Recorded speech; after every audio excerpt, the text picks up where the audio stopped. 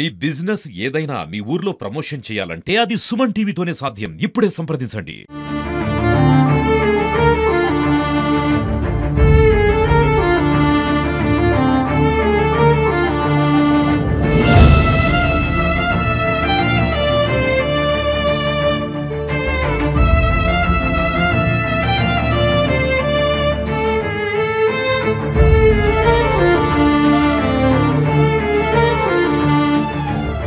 రాష్ట్ర వ్యాప్తంగా కలకం లేపిన సూర్యాపేట పరువు హత్య కేసులో పోలీసులు అయితే తమ విచారణ అయితే ముమ్మరం చేశారు. హత్య చేసింది భార్గవి సోదరులు. ఏదైతే బంటి సంబంధించిన భార్య ఉందో, భార్యకు సంబంధించిన ఇద్దరు సోదరులు, వాళ్ళ దూర బంధువు బైరు మహేష్ అయితే పోలీసులు దాదాపు ఒక నిర్ధారణకు వచ్చిన పరిస్థితి ఉంది. ప్రస్తుతం మనం బంటిని హత్య చేసిన ప్రదేశంలో ఉన్నాం. ఇక్కడ సూర్యాపేట జనగాం రోడ్ లో సింధు కాలనీ వెనకాల ఒక నిర్మానుష్య ప్రదేశంలోనే ఇక్కడ మనం చూస్తున్న ఈ ప్రదేశంలోనే బంటిని హత్య చేసినట్లు తెలుస్తా ఉంది. ఇక్కడ కళ్ళు కోసం వచ్చి వెళ్దామని బైరు మహేష్ బంటితో ఇక్కడికి తీసుకొచ్చారు. దాదాపు 4 గంటల పాటు ఇద్దరు గడిపారు. అయితే ఈ హత్య పథకం ప్రకారమే జరిగినట్లయితే తెలుస్తా ఉంది. పోలీసుల విచారణలో అయితే ఇంకా నమ్మలేని విషయాలు బయటకు వస్తున్నాయి. 26వ తేదీన ఆ రోజు మొత్తం కూడా బైరు మహేష్ అనే వ్యక్తితోనే బంటి ఉన్నట్లు తెలుస్తా ఉంది.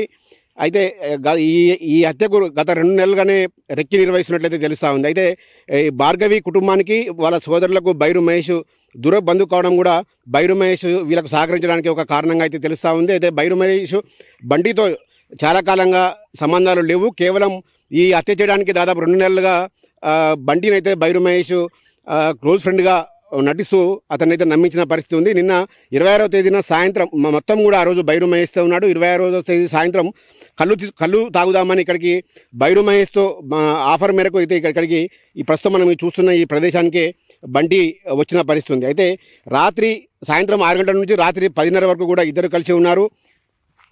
అయితే బైరు మహేష్ కళ్ళు సేవించుండగా బంటి మాత్రం ఎటువంటి మద్యపానం అలవాట్లేదు. కేవలం అతను ఒక రెడ్ బుల్ వైన్ మాత్రమే ఆఫర్ చేశారు బైరు మహేష్. సో ఈ క్రమంలోనే ఒక్కసారిగా 10-15 మధ్యన ఈ హత్య జరిగినట్లయితే పోలీసులు నిర్ధారణకు వచ్చారు.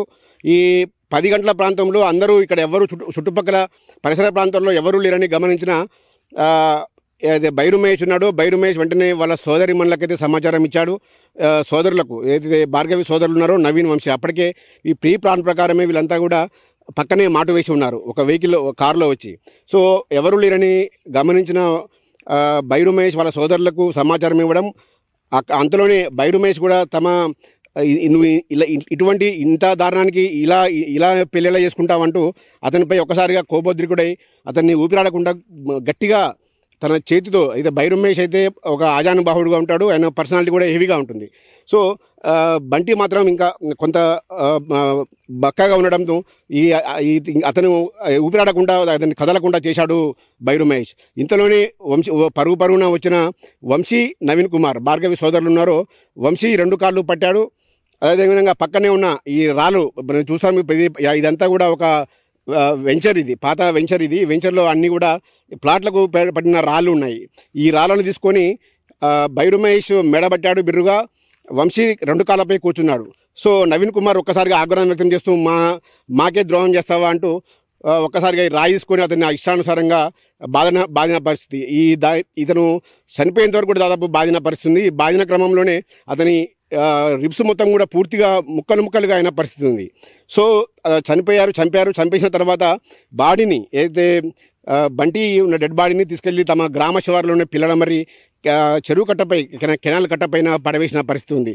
సో ఈ క్రమంలోనే పోలీసులు అయితే ఇంకా విచారణ అయితే ఇంకా ముమ్మరం చేస్తున్నారు. అయితే ప్రత్యక్షంగా చివరిగా బంటిని హత్య చేసింది భార్గవి కుటుంబీకులని ఒక నిర్ధారణకు అయితే వచ్చినట్లు తెలుస్తూ ఉంది.